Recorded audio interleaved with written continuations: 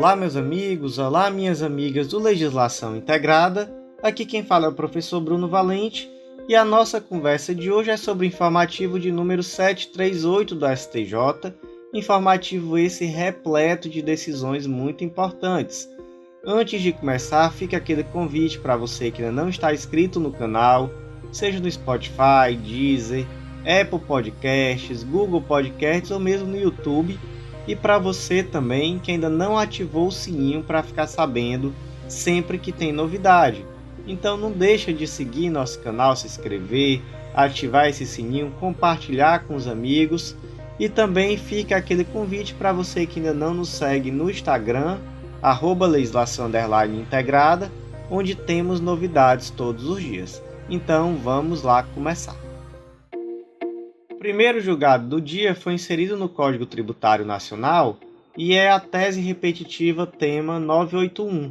A tese ficou da seguinte forma: o redirecionamento da execução fiscal, quando fundado na dissolução irregular da pessoa jurídica executada ou na presunção de sua ocorrência, pode ser autorizado contra o sócio ou o terceiro não sócio com poderes de administração na data em que configurada ou presumida a dissolução irregular, ainda que não tenha exercido poderes de gerência quando ocorrido o fato gerador do tributo não adimplido, conforme os artigos 135, inciso 3 do CTN. Então vamos por partes. Primeiro, o que diz o artigo 135, inciso 3 do CTN? São pessoalmente responsáveis pelos créditos correspondentes a obrigações tributárias resultantes de atos praticados com excesso de poder ou infração à lei, contrato social ou estatutos, os diretores, gerentes ou representantes de pessoa jurídica de direito privado. Ou seja, aqui no artigo 135 traz uma situação em que os diretores, gerentes e representantes da pessoa jurídica podem ser responsabilizados pelas dívidas da empresa. Quando as obrigações tributárias resultantes de ato com excesso de poder ou infração à lei. E aí, qual é esse excesso de poder ou infração à lei que está aqui caracterizado no caso dessa tese repetitiva?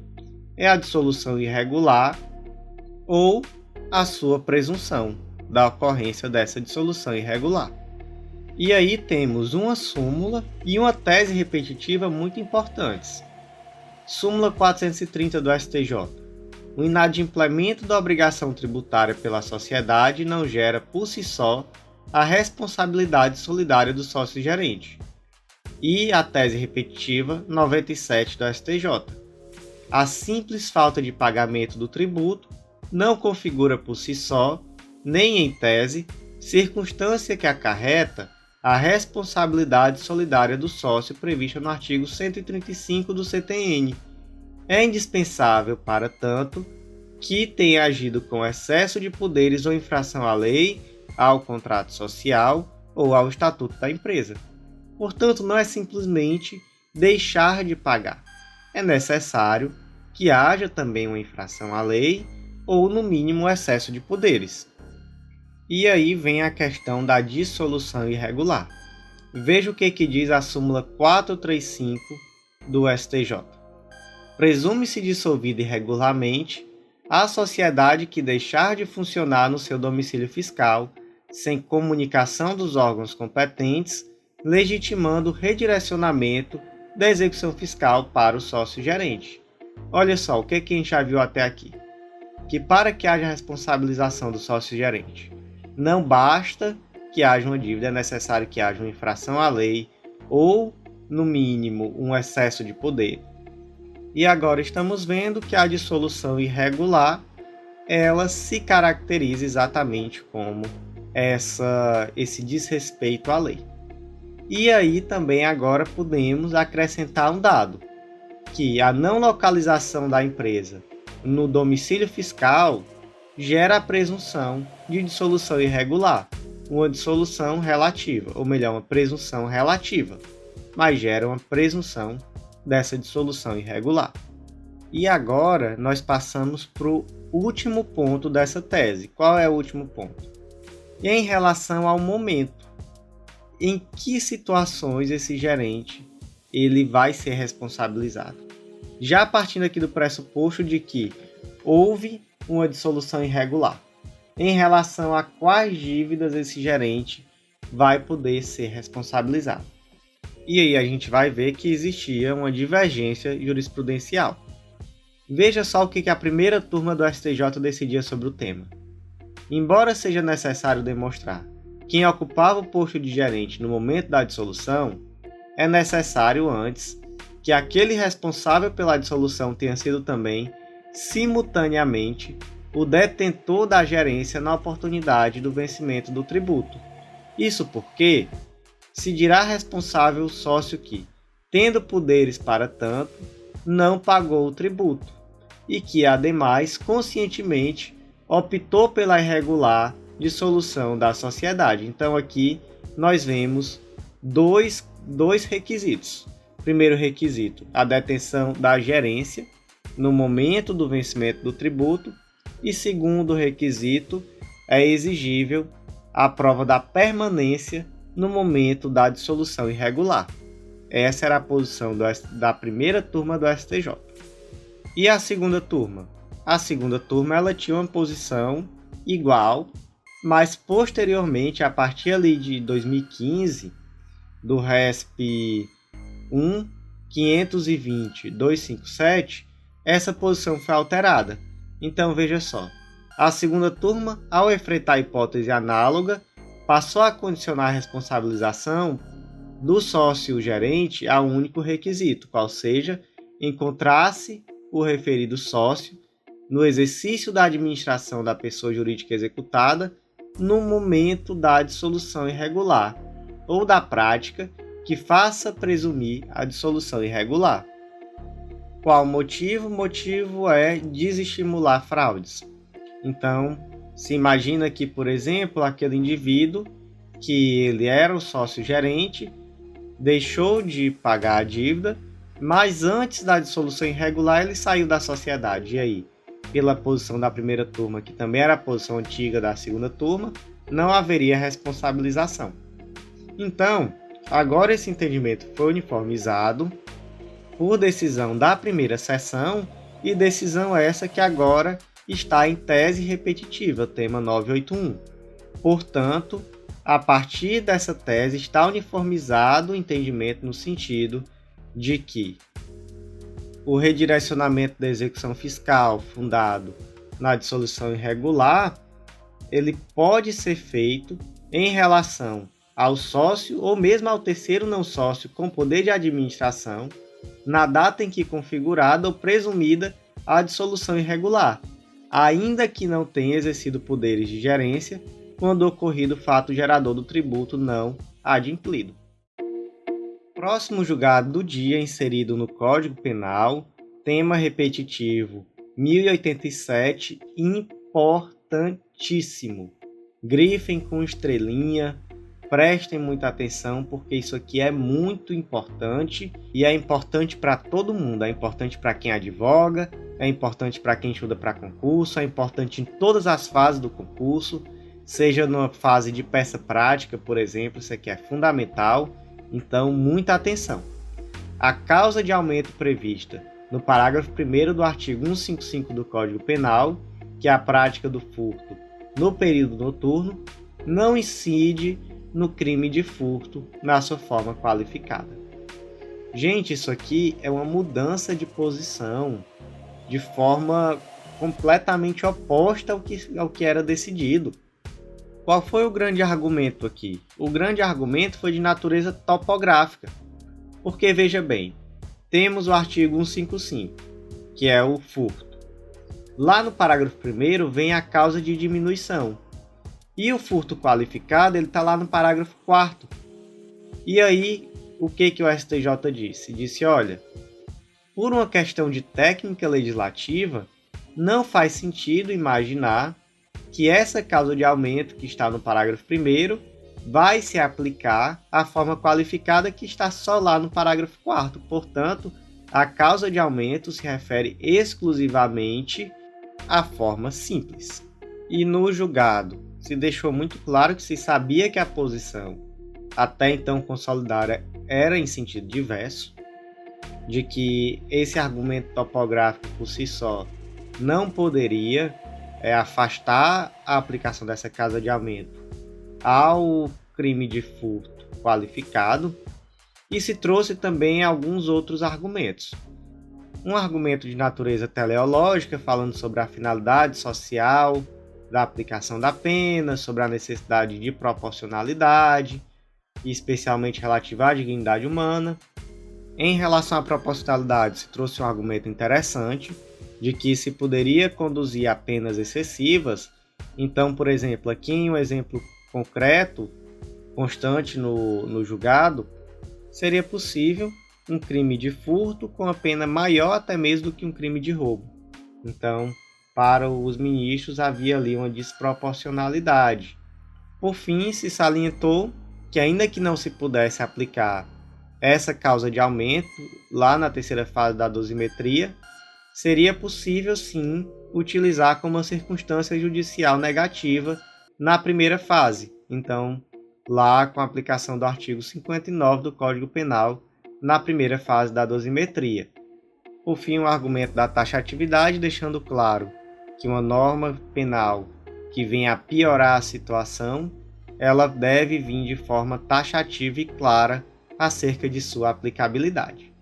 E aí, até se trouxe um ponto muito interessante, juntando esse argumento da taxatividade com o argumento topográfico, para já se bater em uma crítica que claramente iria surgir. Porque no caso da aplicação do furto qualificado privilegiado, o STJ deixou de lado esse argumento topográfico.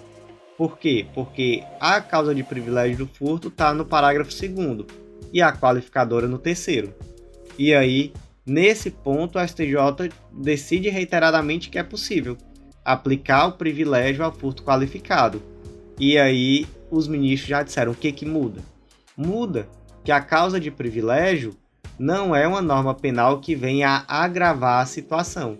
Então, ela não estará sob o manto do princípio da taxatividade. Então, em relação a ela, não é necessário esse rigor metodológico no sentido de verificar de uma forma tão clara essa análise topográfica. Então, gente, importantíssimo. A partir de agora é possível aplicar a causa de aumento da prática de crime no período noturno ao furto qualificado? Não, a partir de agora não é mais possível e temos tese repetitiva do STJ nesse sentido. Portanto, existe aqui inclusive a vinculação à inaplicabilidade dessa causa de aumento. O próximo julgado do dia foi inserido também no Código Penal e também é uma tese repetitiva. É o tema 1110 do STJ. A tese ficou da seguinte forma: 1. Em razão da novatio legis in melius, engendrada na Lei nº 13654 de 2018, o emprego de arma branca, embora não configure mais causa de aumento do crime de roubo, poderá ser utilizada como fundamento para a majoração da pena base quando as circunstâncias do caso concreto assim justificarem. 2. O julgador deve fundamentar o novo apenamento ou justificar a não realização do incremento na basilar nos termos do que dispõe o artigo 387, incisos 2 e 3 do CPP. E 3. Não cabe a esta Corte Superior a transposição valorativa da circunstância da primeira fase da dosimetria, ou mesmo compelir que o tribunal de origem se o faça, em razão da discricionariedade do julgador ao aplicar a novatio legis in melius. Qual é a situação aqui? Vamos relembrar. O artigo 157, no caso que trata sobre o crime de roubo, ele tinha uma causa de aumento, ou melhor, ele tem lá no parágrafo 2º, o roubo majorado, e o inciso 1 era a causa de aumento relativa ao emprego de arma branca. Então, emprego de arma branca trazia um aumento de 1/3 até a metade. Ou seja, era uma hipótese de roubo majorado.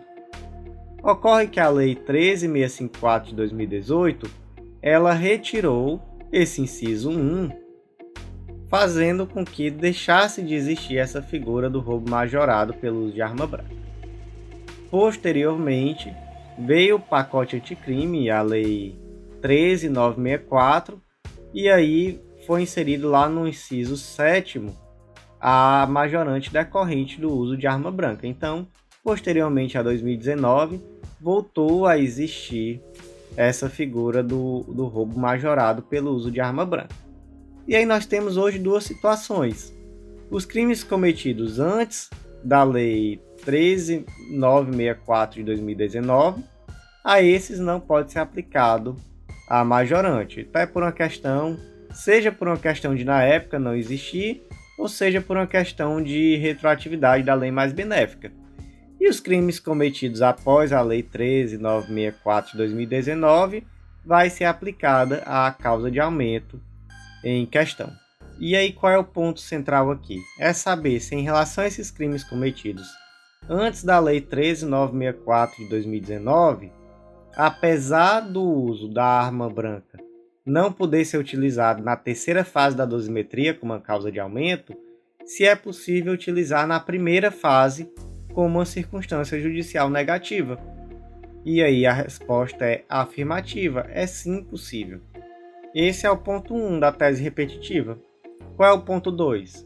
Que no momento de fundamentar um novo apenamento, ou seja, de fazer ali a retroatividade da lei penal mais benéfica, por exemplo, cabe ao julgador justificar a aplicação ou não dessa circunstância na primeira fase da dosimetria, como a circunstância do crime. Ponto 2. Ponto 3.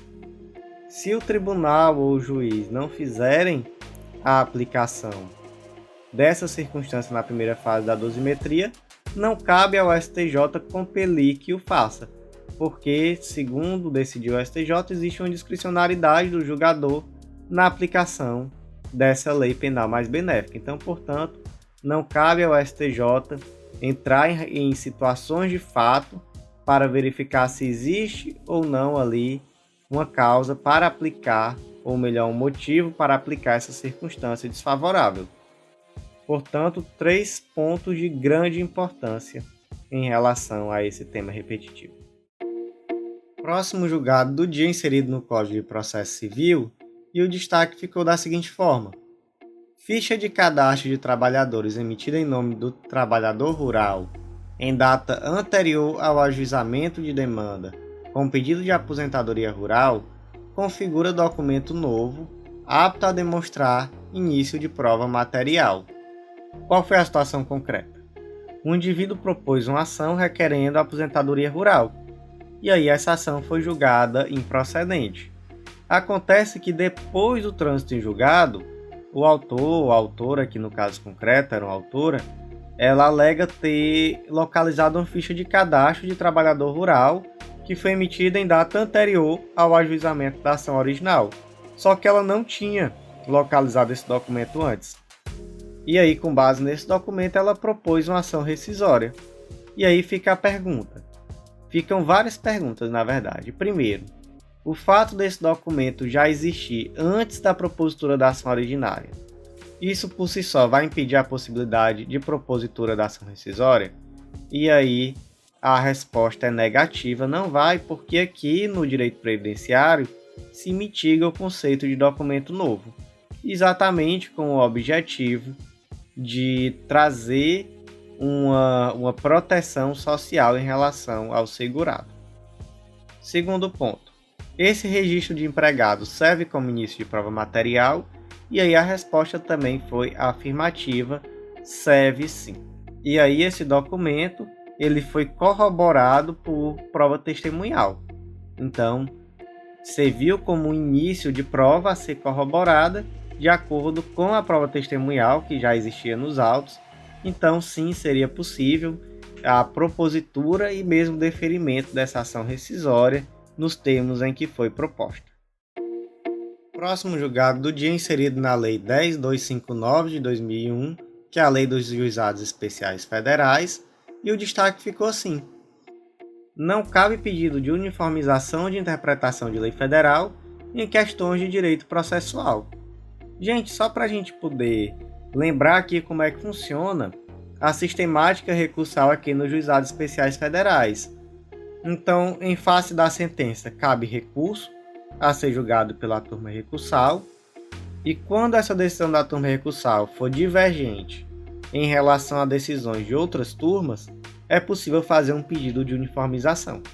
Isso daí está previsto lá no artigo 14 da Lei 10.259. Caberá pedido de uniformização de interpretação de lei federal quando houver divergência entre decisões sobre questões de direito material, proferida por turmas recursais na interpretação da lei. E aí, gente, mesmo assim, se essa decisão de uniformização ainda contrariar a posição do STJ, é possível pedir uma uniformização de interpretação de lei federal. Veja só o parágrafo 4º. Quando a orientação acolhida pela turma de uniformização em questões de direito material contrariar súmula ou jurisprudência dominante do STJ, a parte interessada poderá provocar a manifestação deste que dirimirá a divergência. Portanto, se continuar existindo uma divergência em relação à decisão da turma de uniformização e a jurisprudência do STJ, e aqui tem que ser súmula ou jurisprudência dominante, aí vai ser possível um pedido de uniformização de interpretação de lei federal. E aí esse pedido vai ser julgado pelo STJ. A questão é possível esse pedido de uniformização acerca de questões processuais? Não é possível. Por quê? Porque a lei aqui é muito clara, fala de forma específica em questão de direito material. Veja só, artigo 14, parágrafo 4º, em questões de direito material. Próximo julgado do dia inserido no Código de Defesa do Consumidor, e o destaque ficou da seguinte forma: a responsabilidade civil decorrente de extravio de mercadoria importada, objeto de contrato de transporte celebrado entre a importadora e a companhia aérea, se encontra disciplinada pela Convenção de Montreal. E aí, amigos, para quem não se lembra desse tema, é interessante verificar o material escrito ou mesmo o arquivo do Código de Defesa do Consumidor, que trata sobre as convenções de Montreal e de Varsóvia, que tratam sobre regras relativas ao transporte aéreo internacional. E aí a gente até verifica lá que, em relação ao transporte aéreo nacional, se aplica o Código de Defesa do Consumidor, e em relação ao transporte aéreo internacional, é aplicável às convenções de Varsóvia e Montreal. E aí nós já somos bem acostumados a tratar dessas convenções nos contratos de transporte aéreo de pessoas. Mas aqui temos uma questão sobre o extravio de mercadoria importada em contrato de transporte entre importador e companhia aérea. Então aqui temos um transporte de importação de mercadoria. E aí a pergunta é, nesses casos, cabe a Convenção de Montreal? Cabe. Então a Convenção de Montreal, por expressa previsão, ela é aplicável a esse caso concreto em que temos um extravio de mercadoria importada em objeto de contrato de transporte celebrado entre importadora e companhia aérea. E qual o grande efeito prático disso? O efeito prático é a possibilidade de tarifação do dano. Aqui nos termos da Convenção de Montreal, o transportador ele vai ser obrigado a pagar a quantia que não vai exceder o valor declarado, a menos que prove que esse valor é superior ao valor real da entrega no lugar de destino. Então, aqui haverá uma possibilidade de tarifação de dano com base nessa declaração de valor.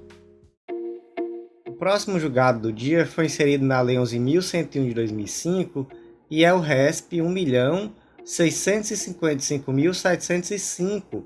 É um julgado que já tinha saído no informativo 734, mas que agora no informativo 738 há uma ratificação de alguns pontos que foram informados ali no 734. O destaque agora ficou da seguinte forma: o credor não indicado na relação inicial de que trata o artigo 51, incisos 3 e 9 da Lei 11.101 de 2005, não está obrigado a se habilitar, mas não terá o direito de receber seu crédito pelo valor integral, devendo se submeter às condições estabelecidas no plano de recuperação judicial aprovado. Primeiro ponto: quando a empresa pede recuperação judicial, ela deve apresentar a lista dos credores. Existe uma opção da empresa de deixar de apresentar algum credor? Não, não existe. A empresa ela está obrigada ali a apresentar uma lista com todos os credores. Agora, eventualmente, faltando algum credor, esse credor tem o direito de levar o seu crédito para habilitar. E aí é o segundo ponto de grande importância. Ele tem o direito. É um direito disponível, ele não é obrigado a fazer isso, mas ele tem o direito de se habilitar. E aí vem o próximo passo. E se ele não se habilitar? O próximo ponto. E se ele não se habilitar? E aí, o que acontece? Ele vai poder receber o crédito mesmo assim? Pelo que saiu no informativo 734, passou-se ali uma ideia de que não. Se ele não se habilitar, ele vai perder o direito de receber. Mas aqui no informativo 738, se esclarece essa situação. Se diz, não, na verdade, ele não é obrigado a se habilitar. Mas, caso ele não se habilite, após o fim da recuperação judicial, ele pode receber. Mas ele não vai receber o valor integral. Ele vai receber de acordo com que os créditos que estavam na recuperação receberam. Então, por exemplo, se na recuperação judicial houve um deságio de 20%, ou seja, um desconto de 20%, ele vai receber com desconto de 20%. Se os créditos da recuperação judicial, que eram iguais ao dele, tiveram um parcelamento, ele vai receber de acordo com esse parcelamento. Então, assim, ele vai receber igualzinho o pessoal que estava na recuperação judicial recebeu. Ele não vai ser privilegiado por deixar de se habilitar. Pelo contrário, né, ele vai sofrer as consequências, ele vai demorar mais a receber. Por que isso, gente? Porque, em primeiro lugar, caso esse indivíduo pudesse receber de forma integral, se estaria privilegiando uma situação em que facilitaria uma fraude. Então, por exemplo, a empresa poderia deixar de apresentar esse crédito na lista, o credor também ficaria ali calado para ao final receber seu valor integral. Ao passo que os indivíduos que estão lá na lista nominal, eles iriam receber com deságio ou com condições menos favoráveis. Então isso favoreceria fraudes. E em segundo lugar, porque também aquela solução de dizer, então também não recebe, também parece muito danosa. Então aqui se chega em uma solução em que o indivíduo deixou de habilitar, tá bom. Se em algum momento ele vier atrás de receber e ainda houver prazo para isso, ele vai receber de acordo com que os outros credores da mesma situação que estavam na recuperação judicial receberam. Próximo julgado do dia inserido na lei da ACP, Lei 7347/85, e o destaque ficou da seguinte forma: nos termos do artigo 18 da Lei 7347/85 e do artigo 87 do CDC, não há condenação em honorários advocatícios na ação civil pública, salvo em caso de comprovada má-fé. Gente, muito simples aqui. O artigo 18 da lei da ACP diz que, nas ações de que trata esta lei, não haverá adiantamento de custos, emolumentos, honorários, periciais ou quaisquer outras despesas, nem condenação da associação autora, salvo comprovada má-fé, em honorários de advogado, custas e despesas processuais. Qual o objetivo desse artigo 18? É facilitar o acesso ao judiciário pelas associações em ações civis públicas. E aí, alguns pontos interessantes, já aprofundando a matéria. Que tipos de ações são abrangidos por essa isenção? E aí, lá no informativo 556, se decidiu que são as ações civis públicas, qualquer que seja a matéria, as ações coletivas que tenham por objeto a relação de consumo e a ação cautelar prevista na Lei da Ação Civil Pública, qualquer que seja a matéria.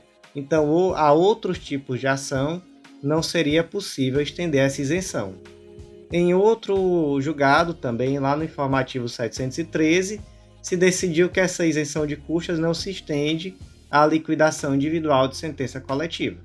Então, a ação civil pública transitou em julgado, e aí se trata de uma ação civil pública que tutela direito individual homogêneo, e por conta disso, os indivíduos favorecidos posteriormente vão executar de forma individual a sentença coletiva para cada um liquidar aquilo que lhe é devido. Aí haverá isenção de custas? Não, o artigo 16 ele não se aplica à liquidação individual de sentença coletiva. Então aqui só alguns aprofundamentos acerca do tema. Próximo julgado, inserido no Decreto 3365 de 41, que é o decreto-lei que trata sobre desapropriação por utilidade pública, e o destaque ficou assim: a violação dos limites das matérias que podem ser discutidas em ação de desapropriação direta, quando se admite o debate e até mesmo indenização de área diferente da verdadeiramente expropriada, ainda que vizinha. Como foi o caso concreto aqui? Uma determinada área foi desapropriada e na ação se debateu acerca da indenização a título de lucros cessantes, não em relação a essa área em si, mas também em relação a uma área que era contígua e onde havia um seringal. E aí na ação se discutiu a existência de lucros cessantes em relação a essa área do seringal e também se pleiteou uma indenização que foi inclusive deferida. E aí o STJ entendeu que nesse caso concreto não seria possível essa discussão, porque na verdade houve ali uma indenização 3 vezes maior desse imóvel que era vizinho em relação ao imóvel que estava sendo desapropriado de verdade. Então, na verdade, ali se tratava de uma verdadeira ampliação do objeto da desapropriação. Veja só um trechinho aqui do julgado. Registre-se que não tratou a decisão recorrida de indenizar a depreciação da área remanescente, mas de produzir efeitos semelhantes ao de verdadeira desapropriação indireta, ampliação objetiva não admitida no caso, pois ultrapassa os limites da lide. Então, nesse caso, foi decotada da indenização os valores referentes ao imóvel vizinho. E aí, qual seria a solução nesse caso?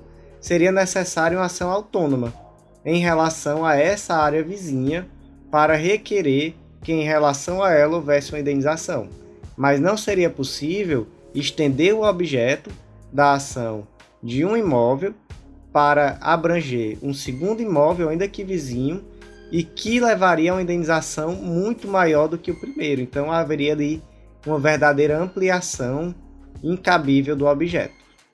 E houve ali também um debate acerca de qual seria o termo inicial da correção monetária do valor da indenização.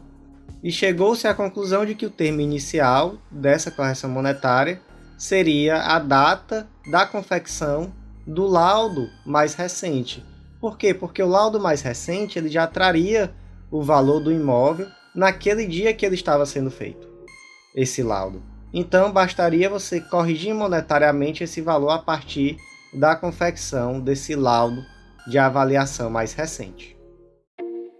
Próximo julgado do dia, inserido na Lei 6830 de 80, a Lei de Execução Fiscal, e o destaque ficou da seguinte forma: a apólice de seguro-garantia com prazo de vigência determinado é inidônea para fins de garantia da execução fiscal. Amigos, o artigo 9º, inciso 2 da Lei de Execução Fiscal, diz que, em garantia da execução pelo valor da dívida, juros e multa de mora, encargos indicados pela CDA, o executado poderá oferecer fiança bancária ou seguro-garantia. Qual foi o questionamento aqui? Foi se esse seguro-garantia ele pode ter prazo de vigência determinado.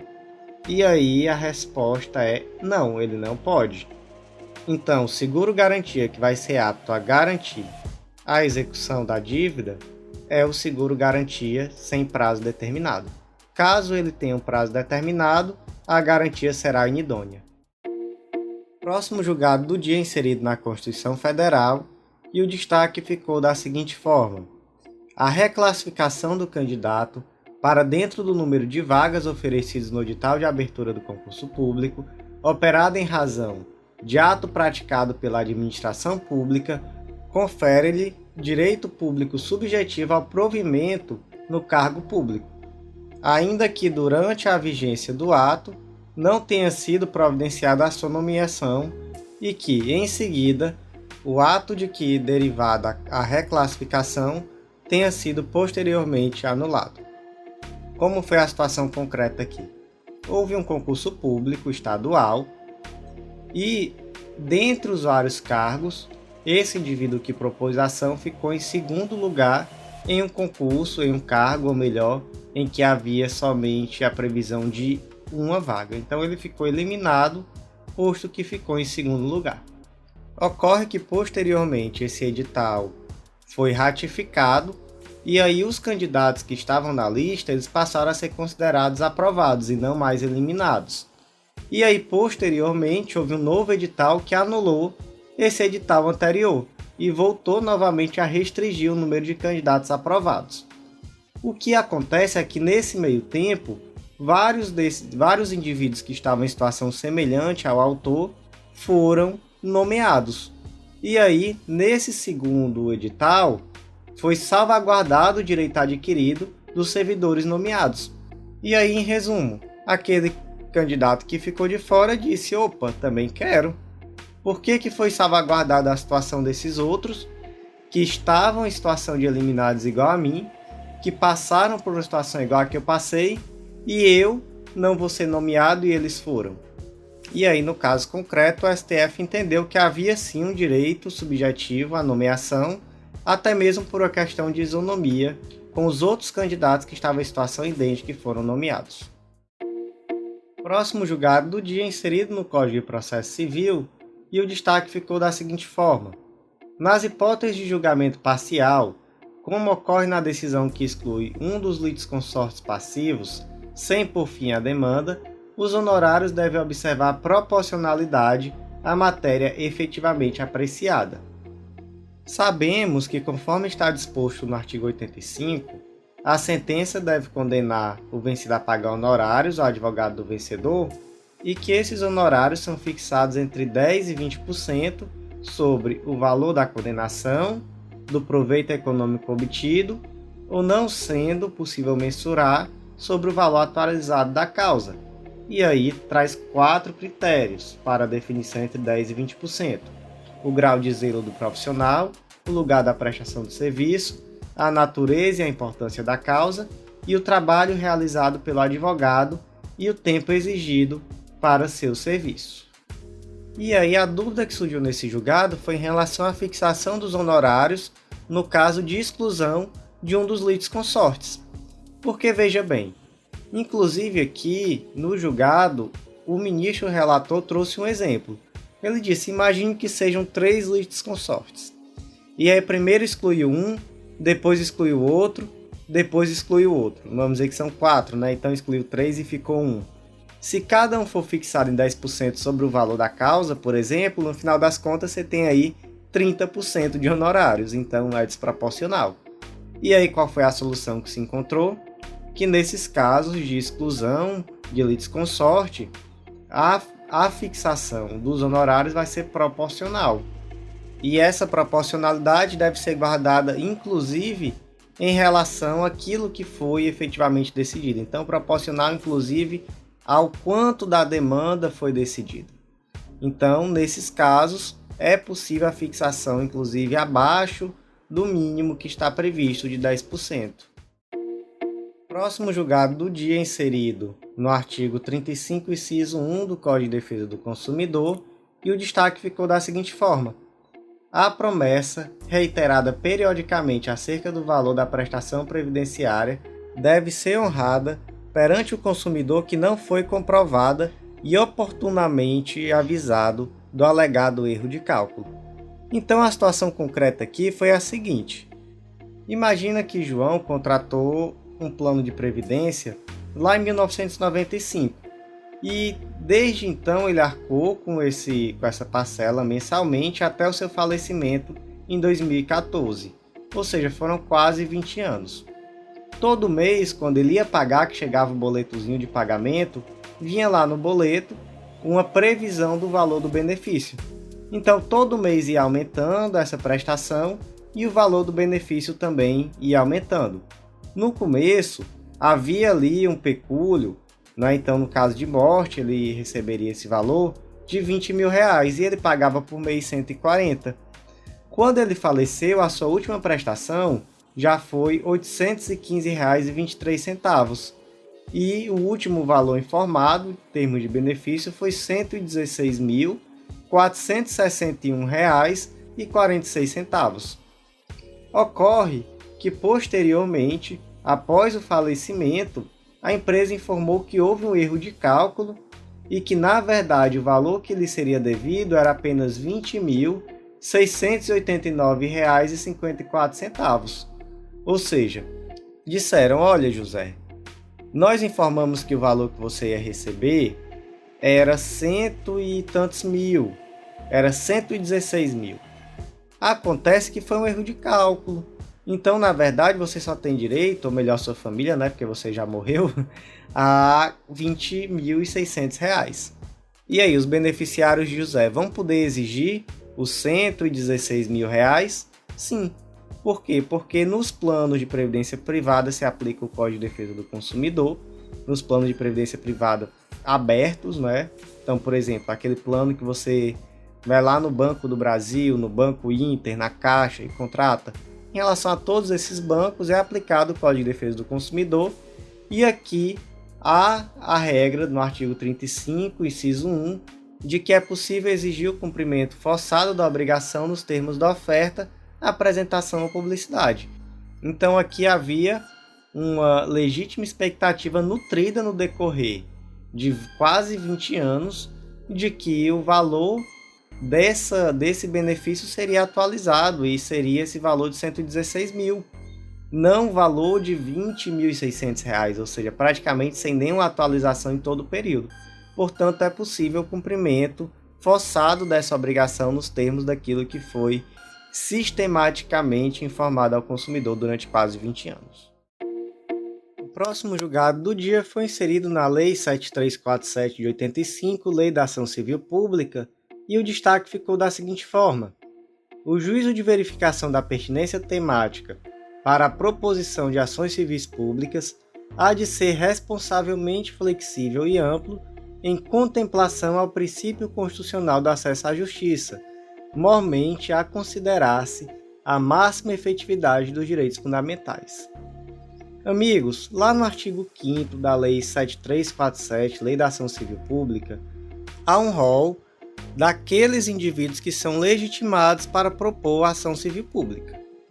E aí, desse rol, eu gostaria de destacar somente o inciso 5, que trata da associação que, concomitantemente, esteja constituída há pelo menos um ano nos termos da lei civil, inclua entre suas finalidades institucionais a proteção do patrimônio público e social, ao meio ambiente, ao consumidor, à ordem econômica, à livre iniciativa, aos direitos de grupos raciais, étnicos ou religiosos, ou ao patrimônio artístico, estético, histórico, turístico e paisagístico. Em relação a essa finalidade institucional, existe o requisito da pertinência temática. Então, por exemplo, uma associação que trata sobre direito do consumidor, ela vai poder propor ações civis públicas relativas ao direito do consumidor. Se trata sobre direito ao meio ambiente, ela vai propor ações civis públicas que tratem sobre o meio ambiente.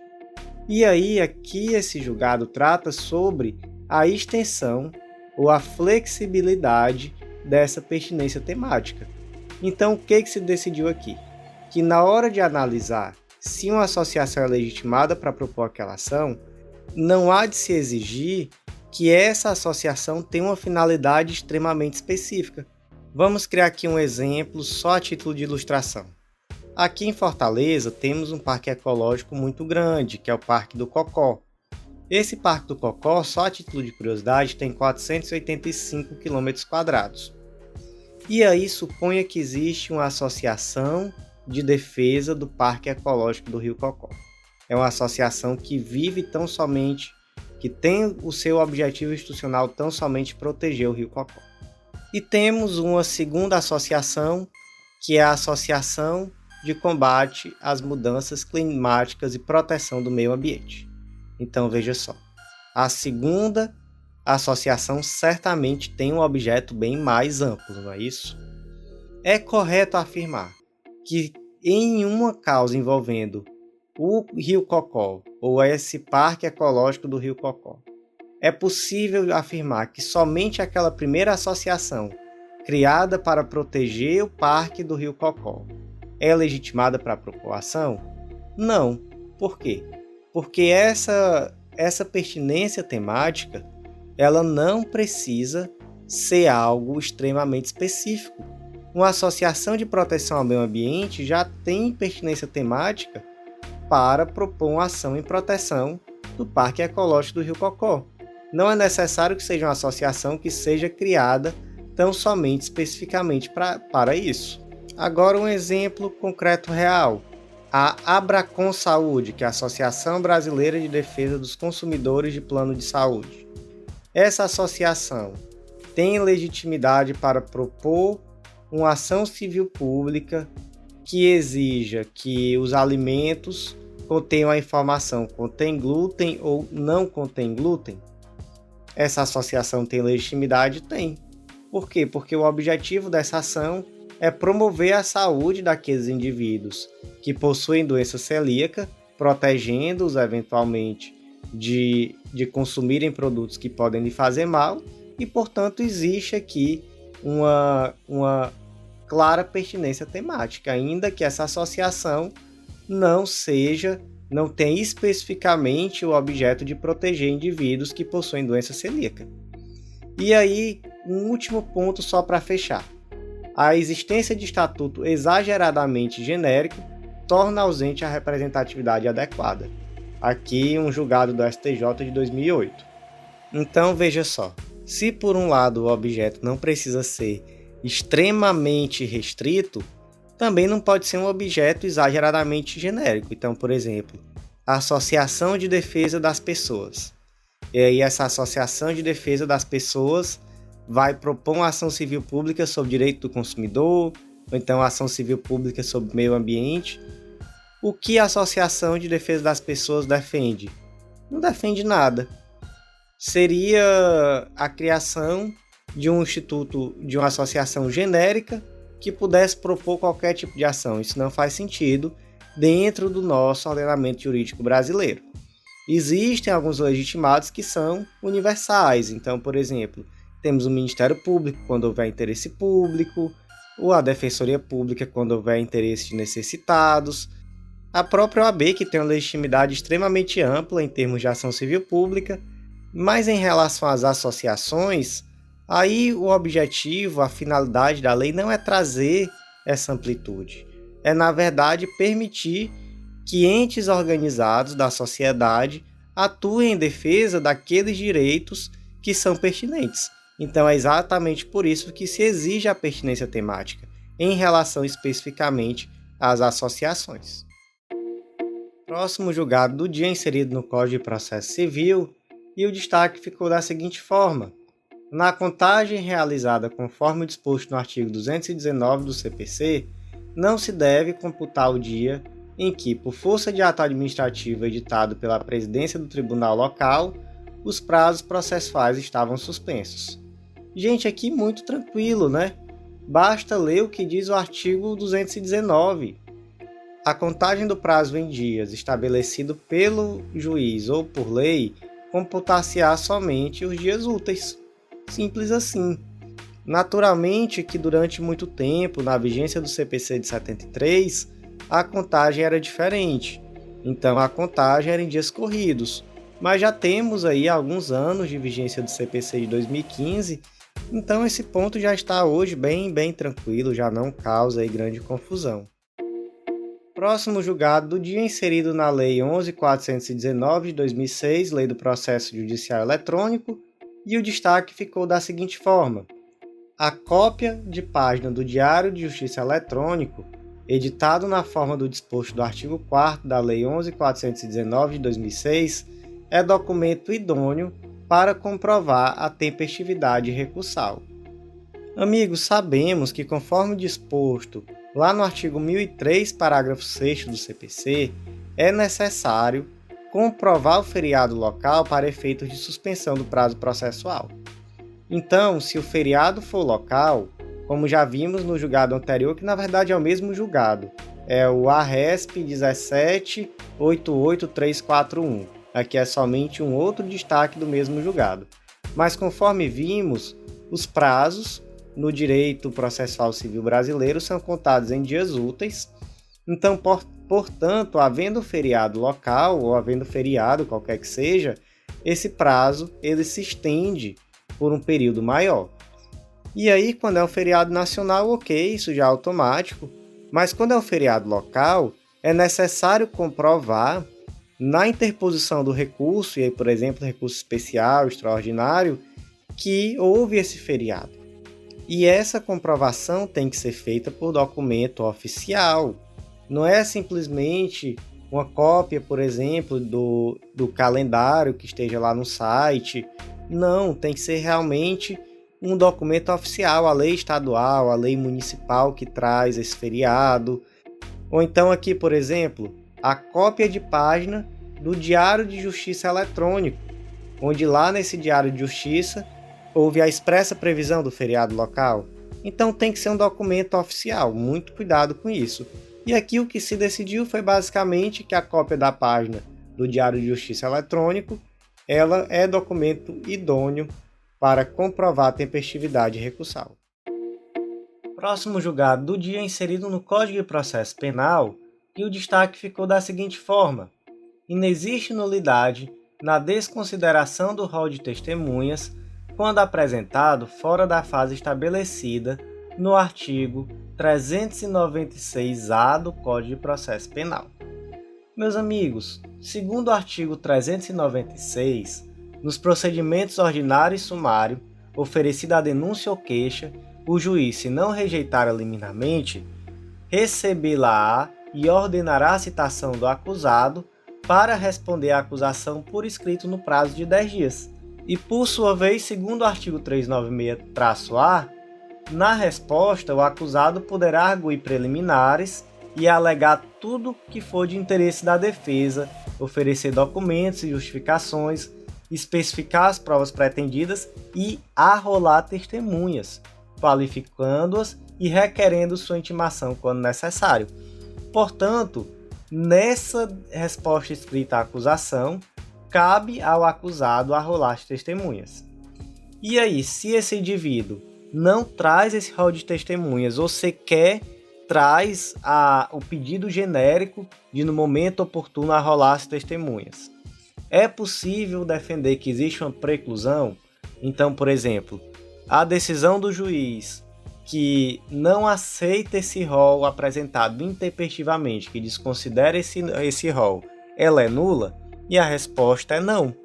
E o fato desse indivíduo ser representado pela Defensoria Pública muda alguma coisa? E aí, segundo o STJ, não muda. E aqui o STJ traz o artigo 563 do CPP, que é aquele artigo que diz que nenhum ato será declarado nulo se da nulidade não resultar prejuízo para a acusação ou para a defesa, e justifica-se essa ausência de prejuízo pela possibilidade do juiz inquirir qualquer das partes ou qualquer pessoa, ou melhor, até mesmo de ofício, já que no processo penal se busca ali a tal da verdade real. Então, por conta disso, o juiz entendeu naquele momento que não existia nenhuma nulidade no não recebimento desse rol de testemunhas, já que o pedido genérico para a apresentação do rol de testemunhas foi extemporâneo. E aqui nenhuma das especificidades, inclusive o fato do réu ser defendido pela Defensoria Pública, foi suficiente para modificar a posição do STJ acerca do tema e, portanto, o STJ decidiu na mesma linha que o juiz de que não havia nulidade. Próximo julgado do dia inserido na Constituição Federal, e o destaque ficou da seguinte forma: a investigação policial originada de informações obtidas por inteligência policial e mediante diligências prévias que redunda em acesso à residência do acusado configura exercício regular de atividade investigativa promovida pelas autoridades policiais. A situação concreta aqui foi mais ou menos a seguinte: havia uma fundada suspeita de que em uma determinada residência havia tráfico de drogas, e aí a polícia não foi simplesmente lá em virtude de uma fundada suspeita e adentrou a residência, não. Ao contrário, a polícia aqui ela fez uma investigação através de informações obtidas por inteligência policial, fez diligências prévias, ficou ali observando, verificou de fato circunstâncias que apontavam um elevadíssimo grau de certeza de que aquele local era um ponto de drogas. Então, em virtude de tudo isso, eles adentraram a residência e fizeram a prisão em flagrante, já que o tráfico de drogas é um crime permanente e, portanto, o flagrante, a situação de flagrância se prolonga no tempo. Essa é uma decisão muito interessante, porque recentemente tivemos muitas decisões do STJ anulando flagrantes decorrentes de entrada em domicílio, mesmo em crimes permanentes, como tráfico de drogas, posse ilegal de arma de fogo e etc. E aí, o que distingue esse caso concreto de vários outros casos concretos anteriores que o STJ e o STF, naquelas situações, entendeu pela ilegalidade do flagrante decorrente do ingresso em domicílio sem ordem judicial? O que distingue é exatamente a existência aqui de diligências prévias. Então, não se proibiu de uma forma ampla, de uma forma final, a entrada em domicílio para efetuar a prisão em flagrante. O que o STJ tem deixado muito claro é que antes de ingressar em um domicílio, é necessário que existam diligências com o objetivo de existir pressupostos objetivos para tanto. O que não se admite, de forma alguma mais, é o ingresso em domicílio com base em mera suspeita, por exemplo, é a abordagem, até mesmo agora, não é? Nós vimos em decisão muito recente do STJ, até mesmo a abordagem policial com base em uma mera suspeita, uma atitude suspeita. Não, é necessário que se verifique pressupostos objetivos. E aqui, esses pressupostos objetivos estavam claros, porque houve um trabalho de inteligência policial, houve diligências prévias, e aí só no momento em que se verificou objetivamente que existia ali um crime de tráfico, um crime permanente, ou seja, uma situação de flagrância, aí legitimou-se o ingresso no domicílio. Próximo julgado do dia inserido na Lei 11.343 de 2006, a Lei de Drogas, e o destaque ficou da seguinte forma: no delito de tráfico de drogas praticado nas proximidades ou nas imediações de estabelecimento de ensino, pode-se excepcionalmente, em razão das peculiaridades do caso concreto, afastar a incidência da majorante prevista no artigo 40, inciso 3 da Lei de Drogas. Qual é essa majorante? As penas previstas nos artigos 33 e 37 desta lei são aumentadas de 1/6 a 2/3 se a infração tiver sido cometida nas dependências ou imediações de estabelecimentos prisionais, de ensino hospitalares, sedes de entidades estudantis, sociais, culturais, recreativas, esportivas ou beneficentes, de locais de trabalho coletivo, de recintos onde realizem espetáculos ou diversões de qualquer natureza, de serviços de tratamento de dependentes de droga ou de reinserção social, de unidades militares ou policiais ou de transportes públicos. Ou seja, em virtude do local onde está sendo cometida essa traficância, se aumenta a pena, se majora essa pena de 1/6 a 2/3. E por que essa majorante? Para se evitar a traficância próximo desses locais. Então, por exemplo, um tráfico perto de uma escola, certamente isso daí pode trazer um prejuízo social muito grande. Então, por conta disso, as penas são majoradas. E esse julgado ele acrescenta muito pouco ou quase nada, porque as decisões do STJ já são nesse sentido, de que, a depender do caso concreto, é possível, excepcionalmente, afastar a incidência dessa majorante. Então vamos trabalhar aqui com outros julgados anteriores que trazem aqui alguns pontos importantes. Então, por exemplo, informativo 659.